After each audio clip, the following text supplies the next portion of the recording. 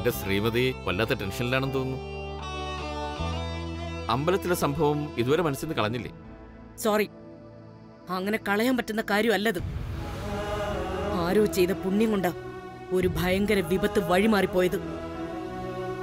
നല്ല നേരത്ത് ആ കമല എന്നോട് വന്ന് കാര്യം പറഞ്ഞു. ഞാൻ എത്താൻ ഒരു നിമിഷം വൈകിയിരുന്നെങ്കിൽ ആ വട്ടുപെണ്ണ് ജയന്തി ആനന്ദിന്റെ രഹസ്യ കല്യാണമെന്നും പറഞ്ഞ് വാട്സപ്പിലും ഫേസ്ബുക്കിലും ഒക്കെ ആ വീഡിയോസും ഫോട്ടോസും ഒക്കെ പോസ്റ്റ് ചെയ്തേനെ. ഒന്ന് ആലോചിച്ച് നോക്ക്. പത്രം വായിച്ചില്ലെങ്കിലും വാട്സപ്പും ഫേസ്ബുക്കും ഒക്കെ ഉപയോഗിക്കുന്നവരുടെ കാലമാ. വാർത്ത നിമിഷങ്ങൾക്കകം നാട് മുഴുവൻ പരന്നേനെ. പിന്നെ പത്രങ്ങളും മറ്റും മീഡിയാസും കൂടി ഇതിനെ അങ്ങ് ഏറ്റെടുക്കും. അതോടെ തകരില്ലേ എല്ലാം. എനിക്ക് മനസ്സിലാകുന്നുണ്ട് നിന്റെ ഉത്കണ്ഠകൾ. പക്ഷെ അതല്പം ഓവറല്ലേ എന്നാണ് എന്റെ സംശയം. എത്ര ഫേക്ക് ന്യൂസ് എവിടെ നിന്ന് വന്നാലും സത്യം നമ്മോടൊപ്പം ആണെങ്കിൽ ഏത് കോടതിയിലും നമ്മുടെ നിരപരാധിത്വം തെളിയിക്കപ്പെടും. അതുകൊണ്ട് സമ്മതിക്കുന്നു. പക്ഷേ ആരോപണത്തിനും നിരപരാധിത്വത്തിനും ഇടയിലുള്ള ഒരു സമയമുണ്ട്. അതാണ് നരകം. ഒരു കള്ളം 1000 തവണ പറഞ്ഞാൽ 1000 പോസ്റ്ററുകളാക്കി പതിച്ചാൽ അത് സത്യമാണെന്നേ മനുഷ്യൻ ധരിക്കൂ. പിന്നീട് വിധി എതിരായാലും ആദ്യത്തെ ധാരണയുടെ കളങ്കം അത് മാർഗ പ്രയാസമാ. എന്റെ അഖിലേ, നീ ഇത്രയൊക്കെ ചിന്തിച്ചു കൂട്ടുമെന്നും ഇതെത്ര സീരിയസ് ആകുന്നു ഞാൻ കരുതിയില്ല.